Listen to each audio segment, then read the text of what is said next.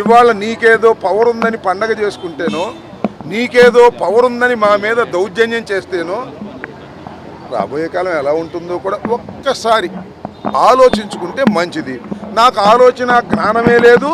నా red book ఉంది, నా దగ్గర పోలీసులు ఉన్నారు, ఎంతకైనా తెగిస్తాను, ఎన్ని అక్రమ కేసులైనా పెడతాను, ఎంతమందినైనా జైల్లో పెడతాను అని నువ్వు భావిస్తే దీనికి ప్రతిఫలం లోకేష్ అనుభవించక తప్పదు రాబోయే కాలంలో.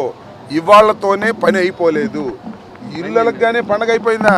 పండగ చాలా ఉందిగా, చాలా పండగలు ఉన్నాయి, చాలా పండగలు వస్తాయని కూడా ఈ సందర్భంగా నేను చెప్పదలుచుకున్నాను. కాబట్టి Lokesh is a immatured politician. అతనికి కక్ష సాధించటం తప్ప రాష్ట్ర అభివృద్ధి తెలియదు. కక్ష సాధించే క్రమంలోనే అతను తన గొయ్యి తాను తవ్వుకుంటున్నాడని నా అభిప్రాయం.